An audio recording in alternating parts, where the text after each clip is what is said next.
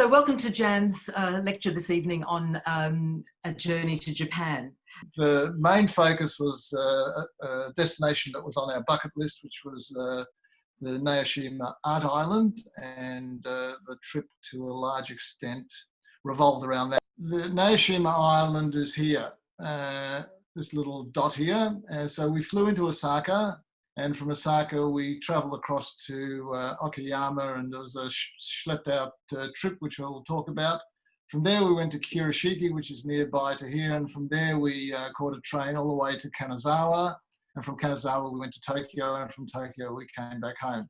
So today's talk is going to be about this area here, and you can see that Japan is a series of islands, and in some ways seeing an island as part of this trip is something that actually worked out really well. So we flew into Osaka, and we actually stayed there over 2 nights. We came into the afternoon.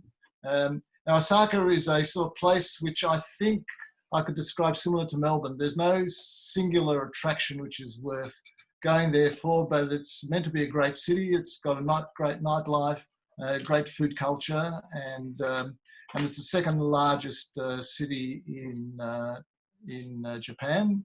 And as you can see, it's a modern city. It probably got bombed out during the Second World War.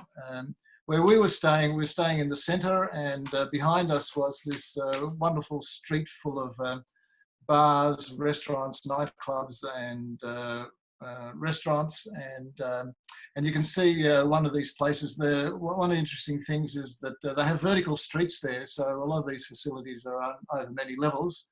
And I think a little bit like Melbourne, Osaka is the sort of place you need to know where to go to have a really fantastic time. And we actually sussed out a jazz club of one of these places. And as you can see in the middle slide, there's a building with the Statue of Liberty on the top. So Japan can be very eclectic as well. One of our attractions to Japan is this is our 3rd time that we've been to Japan, and it's one of the places that we do a lot of travel, and it's one of the places we could go back to again and again. And what's fascinating about Japan is that it has this capacity to absorb other cultures and reinvent them on their own. And they've done that from the beginning, whether it's religion, architecture, art, cuisine, fashion, and hopefully that'll be something that we will be able to highlight through this journey that we do today.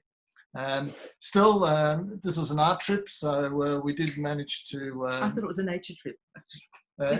Sorry, my side was the art trip. Yes. Leo's nature trip. The nature's coming. So we went to the main art gallery in Osaka, which was designed by Cesar Pelli, who's an American architect, and you can see the structure on the right-hand side. That's all you can see from the street because they had a very restricted site. So the art gallery's got 3 levels underground, and we're quite lucky because they had this fantastic international exhibition of abstraction, which is something that we're really into, and so we went to wander around Osaka. But one of the reasons we stopped in Osaka is that we wanted to actually organise our trip with regard to transport and just get a feel for the place. And we didn't really want to face the prospect of going straight away to Naoshima because it's a 4.5-hour trip with 4 transport changes, which is what we're going to go on to next. So just to give you an idea of the schlep to Naoshima. So Naoshima is this island here, and so from Osaka we had to actually catch a bullet train to Okayama, and from Okayama we had to actually catch a local train down to here to Uno, and from Uno we had to catch a ferry to Naoshima, and then we landed at the terminal. We had to catch a shuttle bus to get to our hotel. And that took all of 4.5 hours, and I think we made a few blues on the ways, but we finally got there as well. Now, this area is called the Seto Inland Sea, and there are 3,000 islands, most of which are uninhabited within that area. And we'll be visiting two of the islands, Naoshima and Teshima, which is this island here, and you can see. What's interesting about Naoshima, it's an art island, and one of the things that is becoming quite popular now is these out-of-the-way places which are art destinations. And we have one in Australia, like Mona is an art destination. The Guggenheim in Bilbao is an art destination. Marfa is an art destination in Texas, and we went to another one in Beacon in upstate New York, which has got the Dia Foundation, and there's a whole host of them. In fact, we've got a few books in our libraries with all these sort of esoteric destinations.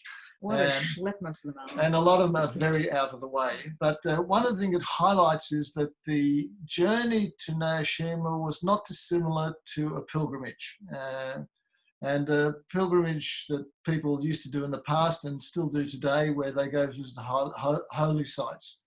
And in some ways, art in a sort of modern secular society fulfills a similar role to religion, in the sense that it's a place you go to try and experience something which will help explain what life is about and the world we live in. And it's very much a method of sort of trying to extract meaning in your life. And I think that's a role that art plays, and hopefully it'll be something that we will experience on and I this think trip. it also gives you a place of stillness, a place to actually think about your life rather than explain what life's about. Well, that's right. It gives you the capacity for contemplation and meditation.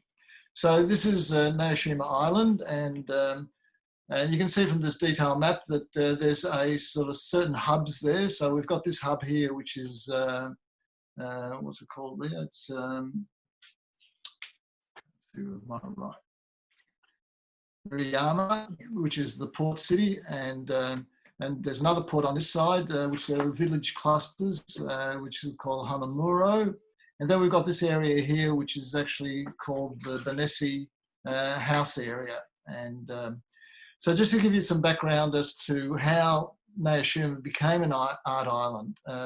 Naoshima was main industry at one stage was mining for the Mitsubishi company, and as it became automated, the jobs dried up, and Naoshima had a working population, or a population that went from 8,500 down to 3,000 people, and it actually became quite deprived. And there was a large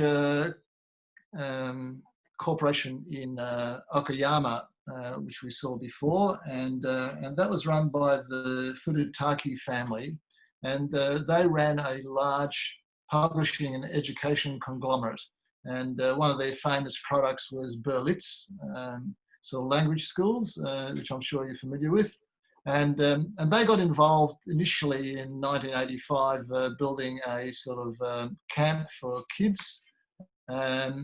And they could see that that had some potential for the island, and they sort of got involved with the mayor there and decided to invest in the island and through art. And so over the last 25 years, or sorry, last 35 years, they have slowly developed the island stage by stage. So one section, they bought this large plot of land here where they built a series of museums and hotels, but also throughout the island, they have installed art installations and also bought buildings and houses, which they've actually converted into art installations. So we'll go through some of those. And it's been a huge success. They run a triennale and called the Satoshi Triennale, and they attract 800,000 visitors a year. So it's done a lot for the island, and in terms of hospitality and restaurants and accommodation. So let's go across. Okay, so this is us arriving at MIYANOURA port by ferry, and you can see already they've got some art installations which Benesse House installed. I should point out that the company changed its name to Benesse Corporation, and they also set up a Benesse Foundation. And Benesse actually comes from the Latin.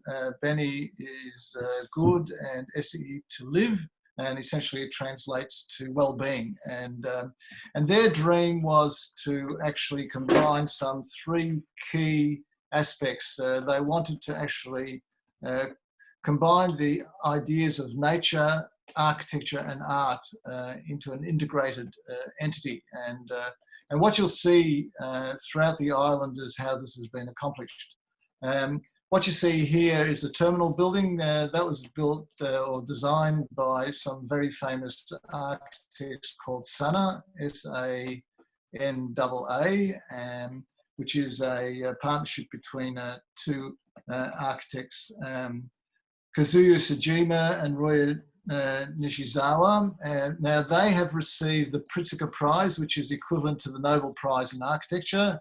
And what's interesting is on Naoshima, the two architects who have principally been represented. One is Sana and the other one is Tadao Ando. And so you've got two Nobel Prize winners in architecture heavily represented, which you'll see as we go through. What's interesting about both their architecture is it's really quite different. Sana's is actually light and ephemeral and looks like it's actually going to float, and I sort of relate it to the sky, whereas you'll see that Tadeo's Ando is sort of very heavy out of concrete and it's very earthed. So it's really two opposites in terms of the way they express their modernism. The other thing on the right, you'll see these are four young girls who are day trippers who came to Naoshima, and Leah, of course, couldn't help herself. But what's interesting there, which is one of the things that we'll see about Japan, is the way they can eclectically sort of mix Western and Eastern styles into something which they call their own. And also from a personality point of view, on the one hand, they can be very reserved, and on the other hand, they can be sort of very outgoing. Outrageous. Outrageous, yeah. Okay. So this is us arriving at our hotel. There's 4 different types of hotels you can stay in. So we stayed in the Park Hotel. Now, one of the things that's interesting about all the buildings that Benesse have built is that they are specifically designed to accommodate art. So they don't change the art installations. The architecture has actually been built around the art. So you can see in this case in the reception lobby, there's a photograph by Thomas Ruff, who's a very famous German photographer. And you can see below here, there's 3 photographs here by a Japanese photographer called Hiroshi Sugimoto, and he's heavily represented. And you can see that they've been placed with certain vistas. One of the things about Japanese architecture is that it's actually very highly orchestrated, and they've got something which they call frame views.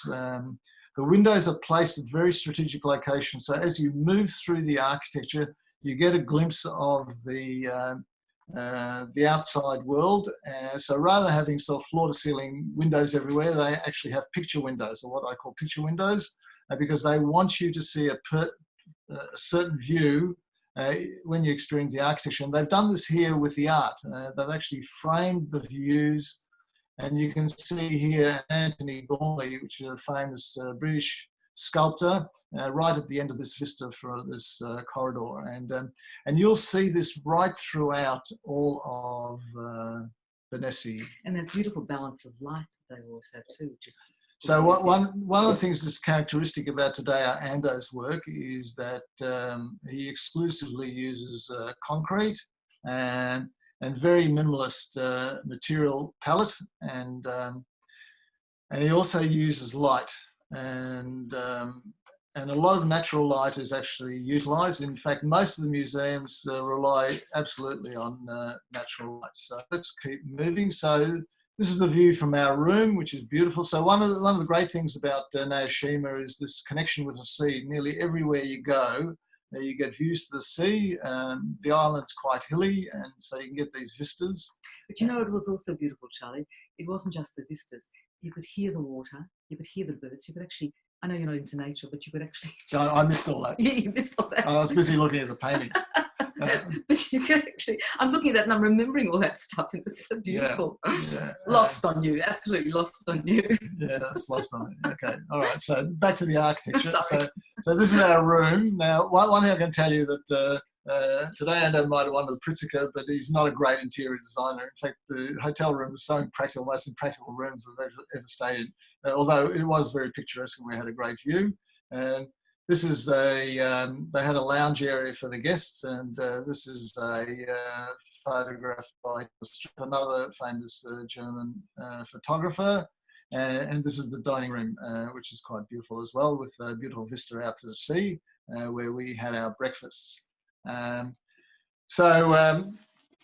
Benesse House is another set of buildings. So in this particular case, it's both a hotel and a museum, and they're both integrated. So this is up the hill, and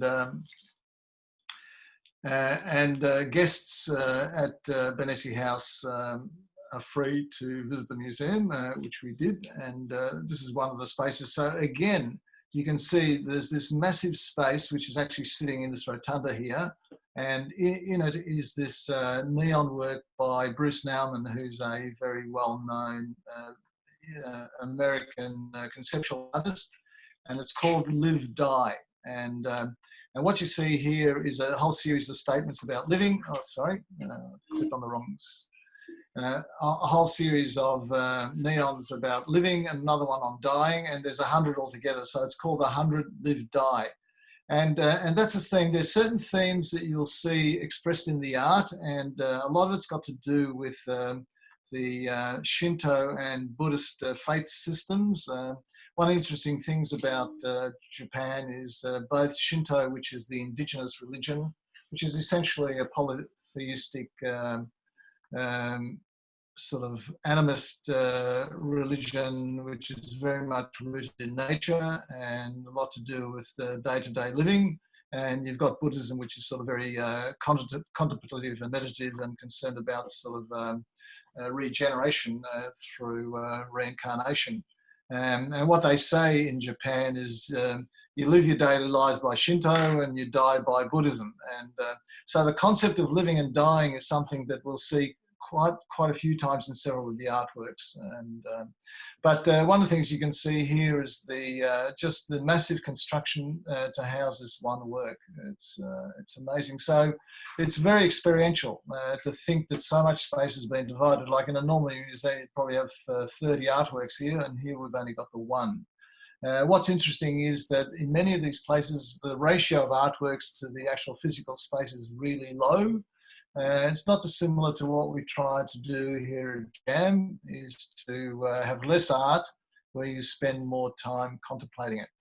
The other thing about a lot of these venues was the journey to see the art was as important as the art itself. So you can see here in another section of the museum, there's got this ramp which actually takes you down. So as you walk down the ramp, you can actually view the various areas. And here we have a work which is related to sea. So that's another common theme you'll see through the artwork is its connection to the sea. And that's a work by Jennifer Bartlett called Yellow and Black Boats. In the end here, you can see this courtyard, and it's got these two amazing Carrara marble slabs by a Japanese artist called Kanyu Suda, and it's called The Secret of the Sky. And one of the things you do, you actually can lie down on this and look up the sky, which is all you can see because it's a totally enclosed courtyard. Again, to undertake that idea of connecting with nature, albeit the sky, and to meditate. So beautiful, because they actually looked like these soft cushions. Yeah. And they were so comfortable. They were extraordinary. And then we have another artist, Richard Long, who's a British sort of land artist, and he works a lot with natural materials coming from the land, which he just sort of reconfigures. So we have three works here. So we've got this stone circle on the upper balcony here, which is connected to the sea. Internally, we have a circle of driftwood, and on the wall here we have the two circles with river mud. And so he's very famous for using natural materials coming from nature to actually construct his compositions. So very much a conceptual artist as well, and you'll see a few more of those as we go through. Outside this exhibition space was this amazing courtyard, and you can see here that there are wall-mounted photographs by Sugimoto, and he was very famous for doing these photos of the sea. So what you see here, which is a bit difficult to see from the distance, is these photographs of the sea. So the bottom half is the sea, and the top half is the sky, and it's the absolute minimalist work. And so he's actually reducing the elements into two basic forms, and these have been I think printed onto or etched onto aluminium so they can be outside, and these are actually mounted on the outside walls to this courtyard. But there is a break, and so you look out on the sea with this controlled vista, as I said, similar to what they do with their architecture, to control the vista of as you move through this, so what you can see. So again, coming back to the sort of Benesse mantra of actually combining art, architecture and nature, you can see how this has been accomplished in this particular space. It was absolutely beautiful, and I mean, the view alone is spectacular, but when it's been augmented by the architecture and the art, it just adds another level. And you can see here another view to the courtyard as well. So now we come to the Chichu Museum. This is the first museum that was built as a standalone museum, and this was actually built into a hill, or actually it was built and then the hill reinstated. So you actually don't see the building. The building is totally submerged because they didn't want the building to impose onto the landscape. And you can see these incisions, which are a series of courtyards which allow natural light into the gallery. But again, you can see here this view of Leah, who's looking very chichi in the Chichu Museum. Chichu actually translates into in the ground, and so it refers to... Minamidera. Yeah, Leah's in Tibet. And what it highlights is the whole idea of procession. So in some ways, like, one thing that's interesting about the Chichu Museum is there's only 3 artists that are shown, and I think cumulatively there's only 8 artworks in the whole installation. It's amazing. Like, it's got a huge museum and you've got only 8 artworks. So the journey to see each of the artworks is as important as the artwork itself. So this is the entry as we go down this sort of very narrow passage, and you can see here you've got the architecture and you've got the nature behind it with the sort of borrowed view. So what ANDO is doing here is actually playing with the juxtaposition of what's built and what's unbuilt, what's indoor, what's outdoor, light and dark, and what's art and what isn't art. And it is a really amazing experience. So this space here is one of the spaces you come to, and you can see it's sort of really almost pitch black. You come from one lighted space to another, and this is where you actually have to come in and take off your shoes before you enter into the gallery where the Monet works. So the 3 artists are Monet, Walter de Maria and James Turrell. So as you can see, you have this dark space, and then you walk into this amazingly white space, which again is skylit and naturally lit. So there's no artificial lighting here. And they have I think there's 5 Monets on display, but these 3 Monets are huge. They are 2 meters high and 6 meters wide. And these were the Water Lily series that Monet painted later in life in his garden in Giverny. And in some ways, it's, the space actually reminds you of a Zen garden because what you have on the floor are these white Carrara mosaics, and which sort of in some ways resemble the raked stones that you see in a Zen garden. And Zen gardens are very minimalist, and there's not much in them, and they're really an area for contemplation. and they work on borrowed landscapes. So here the borrowed landscape is in fact in the paintings. So in some ways the paintings are sort of representing the natural world, and it is a space which is just sort of so contemplative and spiritual. It's and to think that I can't believe you're saying that. yeah, well, shows you how effective it was. And even I felt somewhat spiritual in this place. It was just an absolutely gobsmacking space, and to think that this was all constructed for the sake of these three works. It was a really effective, and it shows you in some ways that the old cliche about less is more really works in this space. And then you move onward again on this other journey. So they had this ramp space, which actually took you from one space, from one level to another, and it was surrounded by a series of courtyards. So one courtyard had a sort of a rock garden, and the other courtyard had a sort of like a grass garden. And you can see even in this courtyard, this sort of series of ramps that you had to go. So the journey through this museum is as important as what you're seeing at. And here again, to sort of connect the inside with the outside, they had this sort of continuous slot window to look out onto the courtyard, which not only let in the natural light, but allowed you to view the courtyard to give you some sense as to what you were travelling through. Again, you can see the use of concrete as a material. And although on the one hand, what's interesting about this work is that it actually looks quite serene, and whereas in Europe the use of concrete tends to, I mean, there's the term brutalist, which gave the sense that the concrete was actually quite raw and overbearing, and here it's actually looks quite subtle and beautiful, and that's what Tadao Ando is renowned for. I read somewhere that he was actually a boxer, and if you look at his face, you'll see with his broken nose that he probably was a boxer once, and he was on site when they were sort of pouring some of the concrete, and he saw a worker drop a cigarette butt into the concrete, and he was so incensed that he actually knocked him out, which I'm surprised that he'd get Before away you go with. on though, you know what's really lovely here? You're going from the inside to the outside, you're going from dark to light, you're going from hard to soft, you're going from natural to man-made. You know, they've created all these wonderful contrasts, which are beautiful, really beautiful. Yeah, it was masterful actually the way it was done. And as you can see in the bottom slide, you know, some other courtyards and the sort of journeys we had to go through upstairs and connect to the different rooms. Although it can look quite penal. Yeah. You know, Well, it's quite labyrinthian, and I don't know if you've ever seen that movie Labyrinth. It sort of gives that Escher-like effect of sort of moving through the space.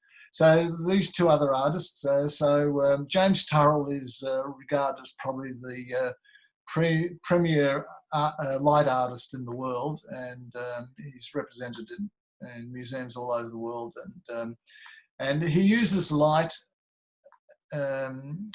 Well, they said that what Turrell does, he actually objectifies light. So he doesn't use light to illuminate something. He uses light as the artwork itself. It is the something. It is the something, yeah. And so in this particular room, you walk up these steps and then you walk into this space. And what he does with this space is he actually curves all the contact points between the floor, walls and ceiling. So you lose all definition of the space itself, and then he fills it up with this light, which actually changes hue over time, and it is the most amazing immersive experience. And you just lose total sense of space. You don't know how far the wall is away. You might think it goes forever, or you might think it's 5 or 6 meters away. And it's interesting. That the way he uses light and the way the architects have used light with regard to the way they sort of defined their spaces. He had two other installations. He had one which was a light projection, which was very clever. It projects onto the wall and looks like an object, but it's actually just light. And the other one is what he calls his Skyworks. It's a space you go to where you look through a hole in the roof at the sky, and the sky actually becomes the artwork. in such a way that you can't read the sky. It just looks like a painting on a ceiling, and it's like Renaissance Europe. Yeah. Like Renaissance Europe. This other work here on the right-hand side is a work by Walter de Maria. Walter de Maria is both a renowned land artist and conceptual artist, and he's famous for the lightning field in New Mexico. He commandeered a huge space in New Mexico where he put in a few hundred stainless steel rods about 200 metres apart, and to capture the lightning. Because I sometimes think artists are mad. Yeah, they are. You have to be mad. You have to be mad, absolutely. To be an artist, and so essentially what they do is that that area is got a high concentration of lightning, and so he was actually using nature to create his art. In this particular case, this is more of a conceptual piece, and what you get this feeling here is it's sort of very temple-like, and so what it consists of is this black granite ball, which is 2.2 meters in diameter, and the commentator said that it was made in Germany, and it said it is so accurate that the diameter is within the accuracy of plus or minus 1 millimeter. There was something so mesmeric about that ball just sitting in the middle of the room. It was almost magnetically. Didn't you find that? Well, I think a sphere is meant to be the most perfect shape that you can actually come up with. So it's got sort of metaphysical qualities with regard. On the walls, he's got these sculptures which are actually composed of timber posts, and there's I think there's 27 of them, and each of them are different combinations of 3 shapes. So one is a triangle, one is a square, and one is a pentagon, and they've been all coated in gold leaf. So in many ways, what he's riffing off is sort of like cathedral architecture, where you've got these icons which have got gold leaf on them, and the use of light. So in this particular gallery space, again, it's naturally lit from above, and you can see the use of steps, and a lot of temples have steps in them to go up to the holiest of places. So it's sort of riffing off on these sort of language that you see in temple and cathedral architecture, and again to reinforce this idea of art being a medium for which to sort of reach some sort of self-enlightenment, or to understand the world better, or maybe just to even pose questions. And so Walter Maria just had a single work in this museum, but it was actually breathtaking to be there. Okay, so the other museum was Lee Ufan Museum, and this was, I think, the most recent museum that they built. Lee Ufan is a Korean artist, and he's a sort of both a painter and a sculptor, and very much of the minimalist school. And so again, you can see here that this was sort of not fully buried, only semi-buried, and so you can see here the entry again into the museum was this sort of very ceremonial entry, where you sort of came up one pathway and you had to do a U-turn and then walk all the way back through these sort of high concrete walls. And so it was a series of internal spaces and external courtyards. And so with regard to the painting, it's a very sort of calligraphic type of painting, and sometimes the painting just has a sort of single brush stroke. And Lee Ufan was famous for saying, the work is never complete because there is no perfection or completeness, which is sort of very much a sort of Buddhist idea. But in his sculptures, one of the things he plays on is the juxtaposition of sort of what comes from a natural world and what is man-made. So he's got a series of works where he sort of has these rocks, large boulders, which actually have not been touched in terms of any form of manipulation, and these plates of steel where he sort of sets them off one against the other. So you can see this one's on the ground and this one's against the wall. But then he goes one step further, and he has all these external works But what's beautiful here again is this whole sense of journey from the museum down these sort of steps against this massive wall out onto this paved area, which is set in the midst of this landscape and seascape. And there's a whole series which I won't go into because about the sort of theory behind the setting of this pole with regard to sort of the axis and the walls as to how they sit against the landscape and the sort of tiering and juxtaposition. And it didn't matter if you didn't know that. It didn't really matter, and we didn't know that, but we still enjoyed it. And I think this parabola facing onto the sea is an exquisite work with a sort of steel plate. So you can see the steel plate on the ground with these two rocks holding it into place, and the way it frames the view is just absolutely beautiful. And again, you can see the careful placement of it between the vegetation on both sides, just to capture that seascape. And again, it's the sort of tying together of the sea and the land and the art and the architecture. Masterful work. Okay, so in addition to all those buildings, there were 20 works which were scattered over the site. And so one of the great things about not only Benesse House precinct, but also the whole island is that they have all these walks that you can walk along the sea. And I mean, some of the walks can take 40 minutes, but you don't actually need to drive around if you don't want to. And I think we did one walk where we walked to MIYANOURA and along the sort of coastline and to see some of these artworks. And I think you even enjoyed it. I even enjoyed it. Yeah, that's right. Yeah, that's right. Yeah. But I was actually heading from one art place to another. That's why I was enjoying it.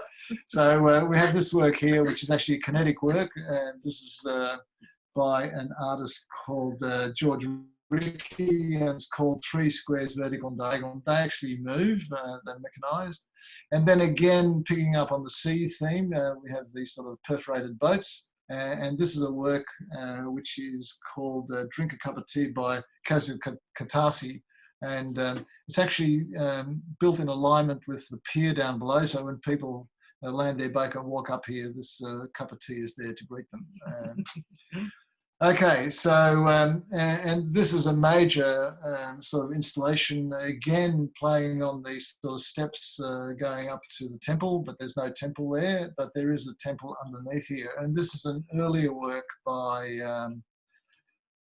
Walter de Maria. And so this work is called Seen Unseen and Known Unknown. And I think for a lot of people that explains contemporary art completely, and but this was actually built before what he did at the Chichu Museum, and it's interesting to see you've got 2 balls here, and so and only one of the sort of iconic sculptures. Yeah, and these balls are inside this opening here, and so as you can see, it's sort of walking up to the external temple. So this is the external temple where you go to before you go to the internal temple in the Chichu Museum. So the other work, which I don't think I mentioned, which was the Walter Maria one, which is, the other work was called Time, Timeless and No Time. And so again, you can see time, which is a big subject matter, which you'll see in some other works which are scattered through. So what's interesting about all the works is that they actually follow common themes. So now we're going to move to Hanamura, which is the other township. Yeah, we did that on a separate day, and this is where they've got the house projects online, but they also had the ANDO museum. So, but you want to contextualise the nature of it. Carry on. Good. Yeah. So, so in this particular case, it was similar to those house projects. They actually took an existing house and renovated it, and inserted within the timber frame building the ANDO museum. Now, you might want to think, why on earth would they need to build an ANDO museum when the whole island is an ANDO museum? But they did anyway. And one of the things they wanted to do was actually to lay out all these sketches and drawings and models of particularly the buildings in Naoshima, and to give some idea as to what was the inspiration behind what he did. But what's quite beautiful here is the way that Ando has inserted his concrete architecture into this traditional timber building. And so what it's playing here is the juxtaposition of the old and the new, the timber and the concrete, the light and the dark, and the natural and the man-made. And so it's sort of, again, a sort of continuation of the theme that's going through a lot of these other buildings. So this is the first of the art house projects, and this is called Kadoya, and this is by an artist called Tetsuya Miyajima, who's quite a well-known artist. In fact, he had a major retrospective at the MCA in Sydney, which we went to see, and what he principally employs in his work are digital LED counters. So his big fixation is about time, and so it's about the function and significance of time and space, particularly in the context of Buddhist thoughts. So what we have here is we have this 200-year-old house, which has been converted into a single artwork pretty much. You enter in the bottom slide onto a dirt floor and you step up onto the timber floor, and they've inserted this water sort of pond with all these LED I think it's counters. called a reflective pool. Oh, reflective pool, sorry, I stand corrected. Sort of my architect on the left here is correcting me. And No, but that's what it felt like when you were there. Yeah. I mean, a pool, okay. Yeah, okay, it's not a pond, it's a reflective pool. Yes. Much swisher. Yes. And what they have here is all these LED timers, which are actually going off randomly at all different time rates. And what was interesting, one of the things that Benesse Foundation wanted to do was actually engage with the residents. So the artist actually got the residents to nominate the intervals that the time would change on each of the lights, so they all move at different times. And what's interesting here is what the artist did is he took a very old Japanese scroll painting by another artist and actually painted above it all these digital numbers according to his time zones. And so again, it's that sort of integration of the old and the new, which you see in the house. And the appropriation. And the appropriation, yeah. So it was a very interesting project from that point of view. This project here was Minamidera, and this is another building by Taddeo ANDO, and the artist is James Turrell again. This is built on the site of a temple which had actually been demolished. So basically they rebuilt this building on the foundations of the old temple. And the temple was in a very nondescript little street. It was just in a suburban street there. And although it's in timber, it's sort of very much the same sort of minimalist Ando style. And he worked very closely with James Turrell, as he did with all the artists, to integrate their art into the architecture. So what you see on the left here is the courtyard leading to the entry, and this is what it's like in real life when the people are there. So what happens inside is that they've got the single artwork, which is this projection by James Turrell, which is in total darkness. So people are let in small numbers at 15-minute intervals, and you actually have to sort of virtually crawl your way in as a blind man feeling the walls because you can't see anything because your eyes are so... Yeah, made no difference to me, but I was quite used to it, so I did all right. But because your eyes are so unaccustomed to the dark, and it takes you a while for your eyes to adjust to the dark, and when you do, you actually finally get to see this illuminated projection, which starts off very faint, and then over time it sort of becomes denser. And again, it's sort of playing with the idea of light and dark, and the role that light has to play, and you know, light and dark are sort of synonymous with the concepts of life and death, and again, it's sort of very much a sort of Buddhist idea. So it's interesting to see the sort of Japanese and Western artists working together on sort of themes which are common in the West, but actually being tailored to explore issues that the Japanese people are really interested in. Well, I have to say, I thought this experience was a bit of a wank. It didn't do it for me. So, It was, you were just sort of sitting there and okay. Yeah, that's right. Moving right along. The Philistine is not allowed to speak. That's right. Leah doesn't like being kept in the dark. So it's my life's ambition to keep her in the dark so that I can get on with my own life, and obviously it didn't work with this artwork. So this is another art project. This is the Gokaisho Shrine. What's interesting about this project is this is actually a living, functioning Shinto shrine, which many of the local residents actually used for their ceremonies and weddings. And unfortunately, the Shinto shrine came into a lot of disrepair. They didn't have the money to repair it. And so they approached the Benesse Foundation to see if they would help, and they agreed. And in doing so, they actually engaged one of their artists. So this is our famous photographer, Hiroshi Sugimoto, who did the renovation as an art project. And so one of the things he did in the rebuilding of the Shinto shrine is he got this huge slab of granite, which is the floor here.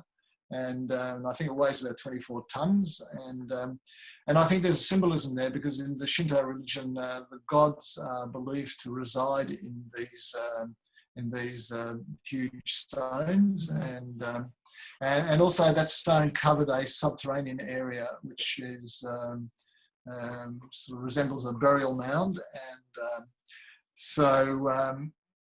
And that is the next slide. So underneath, you can see this subterranean area, which we actually couldn't go down these glass steps to get there. We actually had to come in through the back, through this entrance, where you can see Leah, sort of giving us human scale. So it's quite small. But one of the interesting things here again is the connection of the sea with this subterranean area. And also, I think the way that Sugimoto has almost created a space which actually provides a vision of one of his photos. So that was quite brilliant as well. It was actually very pyramid-like, didn't you think? Yeah. It was like that, yeah. So the Ishibashi project is another large house which actually was owned by the prosperous Ishibashi family, and they were in the salt business. And this was one of the largest houses in Naoshima, and so you can see this large courtyard, and in Hanamura, sorry. And again, the use of these slabs of rock in the middle of the courtyard where there's nothing else there. It's sort of like I suppose a version of what a Zen garden would be like without the accoutrements. But in the hall, they appointed an artist called Hiroshi Senju, and that's called the Garden of Ku. And Ku stands for emptiness. So again, a very sort of Buddhist idea with regard to, because one of the things in Buddhism, especially when you're meditating, is to try to shut out the world and so empty your life so you can actually reach enlightenment. So there's this actually beautiful painting which sort of resembles a traditional scroll painting, and it's actually painted on a silver background, and the silver oxide apparently will change colour with time. So you have this beautiful abstraction. It was really a monumental work. It was really beautiful. But again, you can see here, there's only a single artwork. It's all naturally lit, and they've taken over a whole house to show it. And this is an interesting project. This is Gokaisho. Apparently this house, which has been totally rebuilt, was owned by an elderly lady, and she used to allow the kids in the neighbourhood to come to her house to play Go, which is a well-known game in Japan, which has come from China, and that's why it's called Gokaisho. And in exchange for allowing them to use her home to play games, they would then look after the old lady by doing chores and bringing things for her. And so she passed away many years ago, and so the Benesse Foundation rebuilt the house in the style of the old house, and they commissioned the artist called Yoshihiro Suda, who carved these camellias out of mahogany wood and painted them and scattered them on the floor to sort of resemble the go pieces that you would have on a board. And so it's sort of very esoteric work, and it, again, sort of plays on that sort of minimalist sort of aesthetic that we see throughout a lot of these works. But this one is not minimalist. This is the Haisha project. Which I think should have been called the hashed project. Well, I said before about the sort of alternate personalities of Japanese, and this is the other extreme, and so this is over the top. So Haisha used to be the home and clinic of the local dentist, and that's why we have this sort of ceramic dentist teeth. So Leah's showing her teeth, sort of, yeah, I don't know, who do you think's got the better set of gums, you know? So this artist is really totally over the top. He did both. You think? He did both the architecture and the interior, which was totally remodeled and floors were pulled out, and he inserted again this Statue of Liberty that he bought at some demolition site from a building, and stored in his studio, wondering where he was going to put it, and he found just the ideal place here. So it's got a series of his paintings inside, and there's neons all over the place. So it's a really over the top rendition, and such a contrast. And the name of the work, and I think it's regarded as a total work, is Dreaming Tongue, representing memory of dreams, which is interesting actually, because for most people going to the dentist is a nightmare. And, that looks like a nightmare. so maybe that's what he was trying to capture there. Yeah. So okay, so that now for something completely different. Yeah, just totally different. So and yet another day. So another day, we actually caught the ferry from Hanamura Port to Teshima Art Museum. And again, this has been sort of built and funded by the Benesse Foundation. Teshima is an interesting island. It's triple the size of Naoshima, and it was actually a very prosperous agricultural island. 1970, and one of the things that made it actually a beautiful, an ideal agricultural location was that they had these fantastic underwater aquifers, and I think these are volcanic islands of pumice stone, and they have beautiful water in these aquifers, and so they had a very large rice growing and dairy milk industry, which was topped up by fishing. What happened in the 1970s was that there was a lot of illegal dumping of industrial waste, and in fact 900,000 tonnes was dumped on this island, which actually killed the economy, and a lot of people left, so 3,000 people went down to 1,000, and again the economy was absolutely smashed. And what's worse is that the story of the pollution gave the island such a bad name that people didn't want to go there. So Benesse came out and built several art buildings and art installations in the township. But the main one is this one here, which is the Art Museum. And but they also regenerated the rice farming. Yeah, and so in addition to these buildings, they also had a project to resuscitate the paddy fields for the rice growing, and I think that they have resurrected a few hundred hectares, and they'll be sort of working through the island to try to regenerate the sort of traditional agriculture. So you've got these two buildings. So this is the main museum building, and on the left you have the shop and gift shop. And and essentially what they are resembling sort of two water drops, because water is such a powerful sort of concept there, to look like two water drops, which I'll expand when we look inside. So they appointed the architect, which was Roya Nishizawa, who was one half of Sana, which we mentioned before, and the artist was Ray Nato. But you were talking before about pilgrimage. I mean, this was a whole pilgrimage journey, yeah. to sort of get, and even coming up to the hill. I mean, the whole thing wasn't just sort of easy to get to. Yeah. a journey. It's quite a beautiful island as well, and after we visited the museum, we actually walked into the hinterland and had a beautiful lunch at a little place there, and they had other projects. So as you can see, it's sort of very lush. But this building is an amazing building. It's basically a shell building, and what's interesting about here is that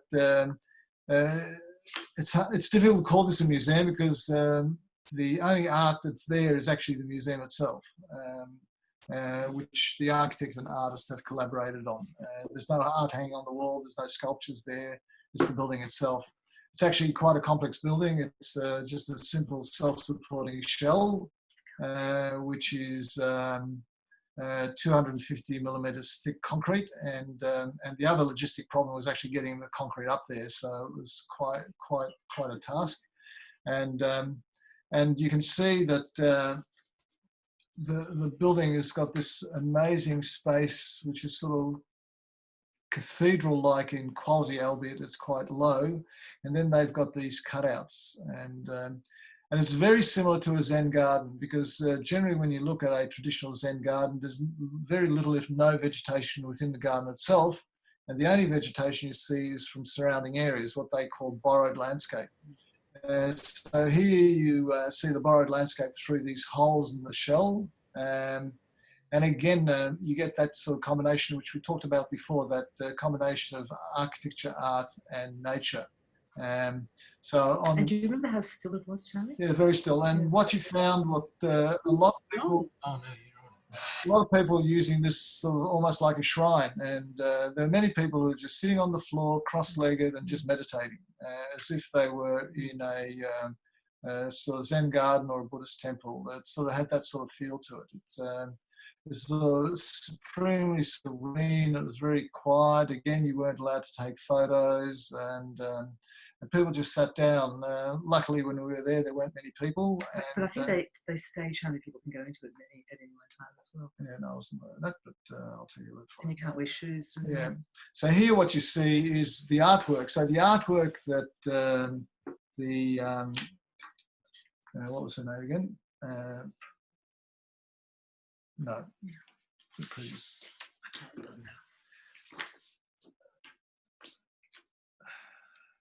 I can't remember. Yeah, okay. What the artist did here is that she created a work where droplets of water would come up through holes, tiny holes in the floor, in the floor, and Ray Nato. Yeah, Ray Nato, and they come out slowly, and they come out as droplets, and then the droplets would coalesce to form little puddles, and then the puddles would coalesce to big puddles. And in some ways, I think this was actually reflecting the sort of underground water that Teshima was famous for. And but you did have to be careful as to where you walked and where you stepped, because because little holes would.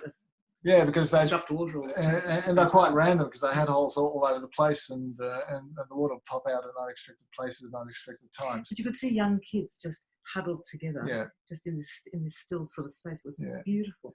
And because the water was transparent, it was quite ephemeral. You, from a distance, you could hardly see it, and as you can see from this distance. And the other thing that they had there was this fine string, which actually looped there through the opening, and that would be waved around by the wind. So what was interesting was that you had this sort of really pristine space, and the way it actually captured natural forces to make you conscious about the wind, because you could actually see that string swaying while you're sitting there, and you could see the water popping up, and you could see the sky shifting. And again, it was sort of like a beautiful rendition of how they managed to actually integrate art, architecture, and nature into the one building, or the one space. Absolutely sublime. Absolutely sublime. And what I found interesting about all the stuff on Naoshima was that it actually changed the experience of art from being looking at an object to art being an experience, and that's why it sort of shifted away from a sort of traditional museum experience to more a sort of spiritual experience. And in many ways, I think we saw other examples in Tokyo, which I'll talk about in the second talk, about this phenomenon. And here is another example. So there were very few art house projects in Teshima, because most of them were closed because the Satoshi Triennale was in recess, and they had many venues on the island which were closed. But this one was open, and again, this is another building that was actually acquired by the Benesse Foundation, and it was converted, and the only new bit is this sort of cylindrical tower. Which I think is so inappropriate, I have to tell you. Okay. Don't you think so? No. Really? No. Oh, I just think it's so one thing you've got to get used to, Leah and I don't agree on much. Oh, no, it's not true, but do you really think that, that's... Okay. It's chimney. Go work your Okay, so they commissioned the artist called Tadanori YOKOO and the architect Yuka Nagayama, and they worked together to construct this integrated artwork. And again, the art and architecture were totally integrated. So what's interesting here is the way the artist actually plays with perception. And as a very simple device, he sort of had this really brilliant red glass panel as you entered, and which actually ran across this whole room, which totally, by that simple device, just totally changed your perception of what was beyond that glass. And in the adjoining room here, they had a whole series of paintings which you looked at in the red light as well. So it worked both ways. What you saw inside and what you saw outside. And then I thought this was so kooky. Yeah. It actually shouldn't be called a YOKOO house. It should have been called a kooky. So you can see this is the floor plan. So we have the main house. We had the warehouse building here, and this is the where we entered, which was a gallery space called the outhouse, and this was the tower that was. But you think you're so perfectly that placed Leah in thinks that. is inappropriate. Oh, okay. Excuse, look at it. It's ridiculous. So what you can see here is on the surface, it looks like a sort of traditional Zen garden. And one of the things about the artist was that the artist was totally disruptive. So although it was playing with perceptions using the red glass, it was also painting the rocks red. Now, the idea of Zen garden is actually to sort of be reductive and minimalist to for the landscape to actually help you meditate. And I don't somehow think that these red rocks were actually something to make you meditate about. The other thing is... So you couldn't think about anything else. So I suppose in that sense it focused your brain. So the other thing they had this sort of creek running through, which actually had water and fish in them. And instead of, and most Zen gardens, if they have sort of water courses, they tend to be dry water courses with rocks in them. But this one was a wet one. And they also had a tiled base, which was very colourful. As you can see here in this slide. And so it was very rich and colourful and active, which is, again, not quite what you'd expect in a Zen garden. And then when you go inside the house, you can see, again, it's further disruption because instead of having a timber floor, it's got a glass floor, so you can actually watch the creek running through the house. And then it had also a glass roof, so everything was naturally lit. And then in the adjoining room, they had these really exuberant paintings by the same artist, and with the tatami mats, which are ringed in red edging. So again, it's sort of taking traditional architectural elements and just putting a twist on them to make them sort of be different to what people normally expect. And then inside the tower, there's sort of hundreds, if not thousands, of small I love that. little landscape paintings. And so again, it's this idea of art, architecture, and nature combining to provide a totality. And so what's interesting here again is this idea that we're not just looking at art in a building, we're looking at a totality. And you cannot separate each of the elements from each other because by themselves, they would be totally meaningless. Oh, not totally meaningless, but they'd be without context and So it's just a different way of presenting And art. this ended our journey in Naoshima and the Art Islands. That's right. So that was the end of Naoshima and the Art Islands, and then we're off to Kurashiki. And so we had to re-enter the world actually after that, didn't we? Well, not quite. Kurashiki is not quite the world. Yeah, but leaving Naoshima and Teshima is really like you're leaving a completely different. So Kurashiki was recommended to us by Catherine Reed, who was our assistant curator for many years, and she'd been to Japan earlier that year, and so we picked her brain, and so she suggested we go to Kurashiki because it's not very far from Naoshima, and nonetheless we had to catch a ferry and 2 trains and a bus to get there, so it took 2.5 hours. But we didn't get lost this time. Yeah, but we didn't get lost. That's right. So Kurashiki was actually a sort of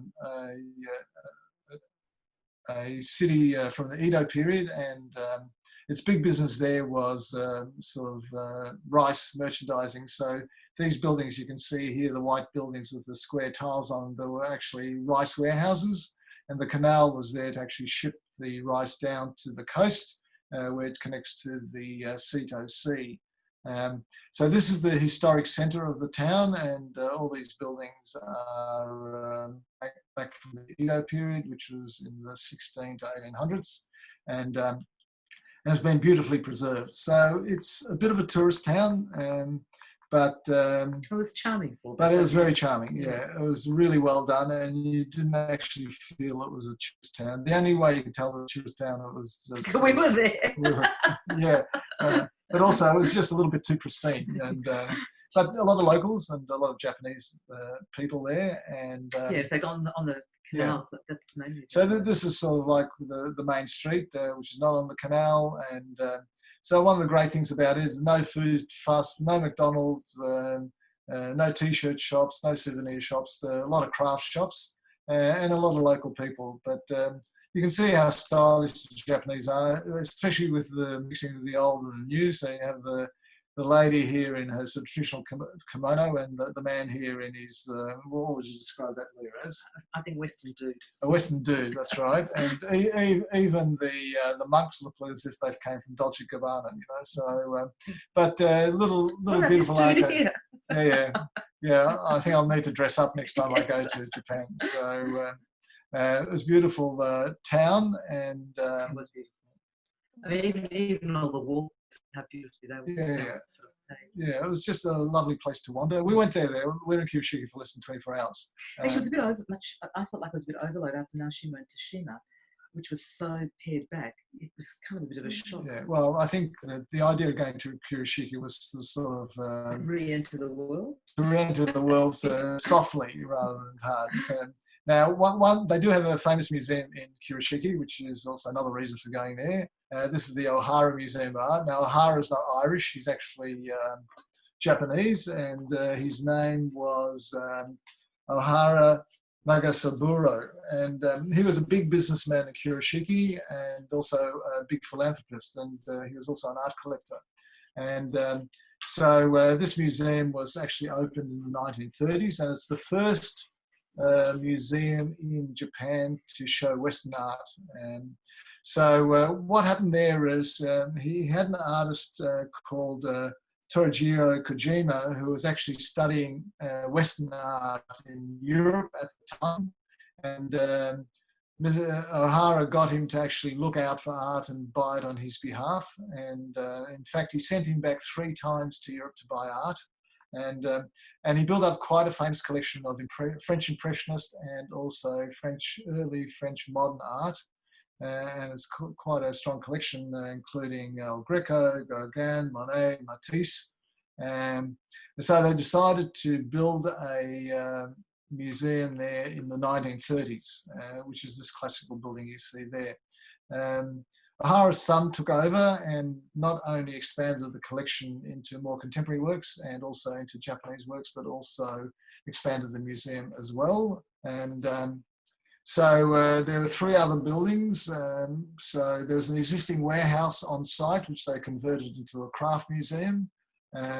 There's a traditional building there, which they turned into a meeting hall. And at the back there, they had a annex, which has got a ground and basement, and where they have their Japanese collection.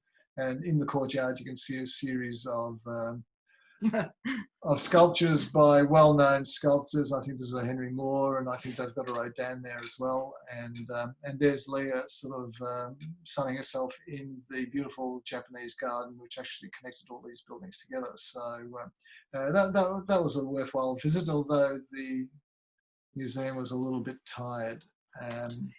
So one of the other attractions was to go to the Tsurugata Ryokan, and this is we've been to ryokans before, but not to sort of 4 to 5 star ryokan, and this is a beautiful. This is in a converted merchant's house, which was actually built in 1774. So it's quite an old building. When you actually look at the building, you can see that it's amazingly modern. And one of the things about what's interesting about Japanese architecture, even traditional Japanese architecture, is that the principles behind Japanese architecture are many of the principles that were introduced in early European modernism. The sort of lack of decoration, the simplicity, the exposure of the structure, the expression of the materiality of the building, its connection between the indoors and the outdoors. And that's why European modernism was so well accepted into Japanese architecture, and how they managed to accept it and to integrate it so well into the work that they do. And when you look at this place, you could swear that it's actually looks exactly like early modern, something that was built in the 40s, 50s, or 60s. So this is our room, and part of the deal was that they provided us dinner in our room, and this poor lady, who was sort of probably similar age to us, had to schlep up and down the stairs delivering each of the 8 courses, which we sort of consumed there. It was a magnificent meal, and it's interesting how everything in Japan seems to have a similar feel to it. It's sort of has this sort of elegance and simplicity, but also more about the idea of ritual. The ritual is still so rich in Japanese culture. Even eating is a ritual, how you go about it. Even eating, especially eating. Especially eating, yeah. Okay, especially eating. And then the other thing, which is highly ritualistic, is just sort of nighttime going to bed. So even making the futon bed was a ritual that we sort of looked at, but then the ritual of bathing. And so they had these 2 sort of shared bathrooms, one for males and one for females. And the female one was not as nice as that. Okay, well, men are more important to them. And so the idea of the bath is not actually washing the bath. The bathing is actually, where you wash is in the bathing facility that you have there.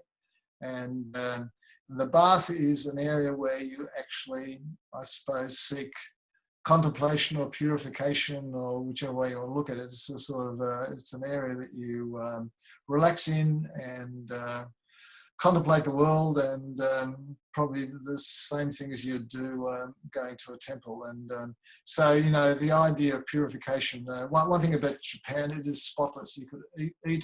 You could eat off the streets, and so the idea of cleanliness and purification is a big deal in their culture, and you can see how that's expressed in the way. And it was something very regenerative at the end of the day. Yeah, it was very regenerative. Yeah. If it wasn't for the futon bed, I would have had a great night's sleep. If it wasn't for the 8-course meal, we would have. So the next morning, breakfast. Heroically. Yeah, heroically, we managed to. Well, one thing about Japanese food, it looks a lot, but. It actually was a lot. It was a lot, but it doesn't actually feel a lot. You don't sort of feel stuffed to the gills.